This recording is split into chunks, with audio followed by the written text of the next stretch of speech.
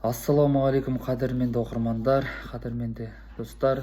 Бүгін мен сіздерге мына жастарға 2,5% несие беру турасында айтатын боламын. Жалпы бұл несиенің мақсаты президентіміз Қасым-Жомарт Кемелұлы Тоқаев тапсырма берген болатын, яғни жастарды кәсіпкерлігін дамыту үшін арналған 2,5% жеңілдікпен несие беру турасында.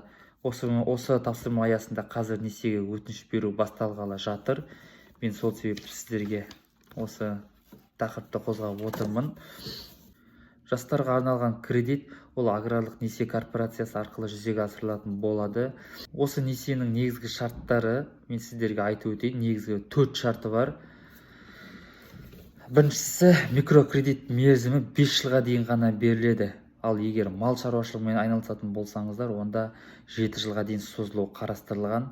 Ал екіншісі, 5 миллион теңгеге дейін ғана сума аласыздар, яғни максималды сумасы 5 миллион теңгеге дейін. Ал үшіншісі, сыйақы мөлшерлемесі жылдық 2,5%-дан аспауы керек, яғни 2,5%-дан аспайтын несие. Ал төртіншісі, осы несиеге өтініш беру барысында сіздің затыңыз кепілге қойылған болу керек, яғни залогқа бір зат қою арқылы осы несиені рәсімдей аласыздар. Негізгі осы 4 шарты бар осы несие аясында.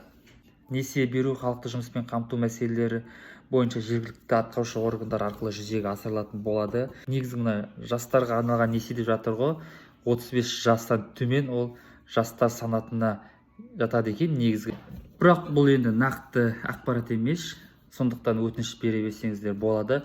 Жасыңыз ол құжаттарды тапсыру барысында айқындалатын жазылған, сондықтан несие алатын ойыңыз болса, жасыңызға қарамай өтініш бере берсеңіз болады. Яғни негізгі ақпараттар осы. Енді осы несие барысында қалған сұрақтарыңыз болса комментария қоя кетіңіздер. Осы несие аясында мен сіздерге міндетті түрде жауап беретін боламын. Каналды қолдап кетіңіздер, қоңыраушаны басып, лайк басып кетіңіздер. Мен алдағы уақытта сіздермен қызықты да керекті ақпараттарды бөлісіп отыратын боламын. Бізбен бірге болыңыздар. Аман сау болыңыздар.